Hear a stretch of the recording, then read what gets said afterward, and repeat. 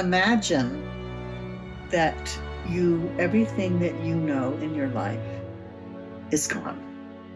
The school that you attended, the place where you met your spouse or partner, the church you worshiped at, the place you went and got your groceries. Imagine it's rubble. Imagine you walk down the streets and everywhere you turn is devastation. This is what's happened in many of the communities in Ukraine since Russia's invasion in February 22.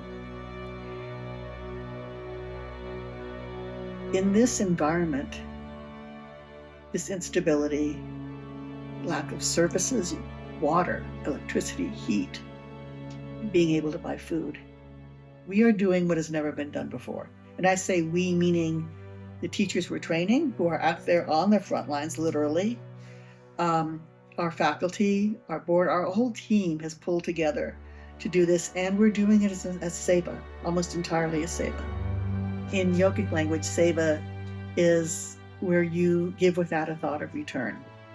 It's an action that's taken in support of another without consideration of one's own reciprocity.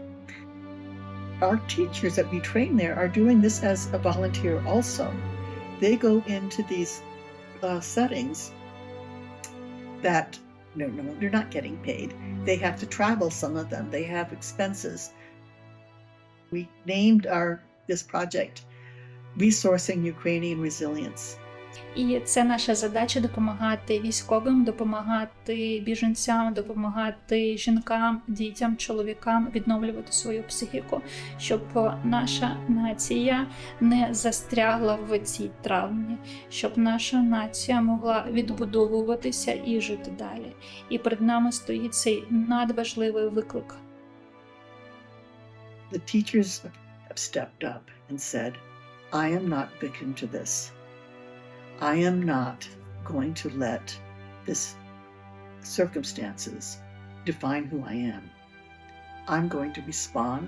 I'm going to bring the resources I have. I'm going to bring my intelligence, my energy, my hopefulness, my community, and we're going to fight back.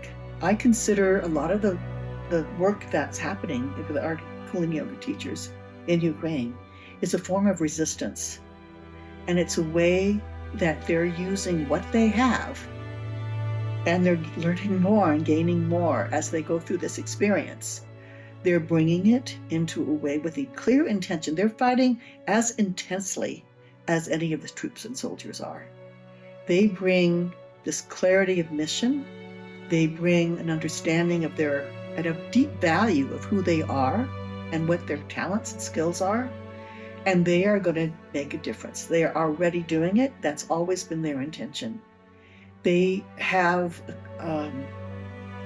they're in very unusual and very challenging circumstances. For those of you who've been to a yoga class, right? You have nice music playing, you have soft lighting, you have this commanding voice of your teacher. Imagine Kundalini yoga in a military hospital with amputees, with people with traumatic brain injury, people who because of that condition, do not remember that you came just yesterday to teach them. All they remember is maybe it felt good when you were there. They don't remember what you did. You don't get, as a teacher, the same satisfaction that a yoga teacher gets in any other Western country. Instead, you're there for transformation, for rehabilitation, for helping people to remember who they are and to gain and restore their own abilities. That is a service. That's a service that is as meaningful as what their psychologists and physicians and nurses aides do in those hospital settings. Yoga therapy, or teaching yoga from a therapeutic approach, is as meaningful and transformational as any medicine.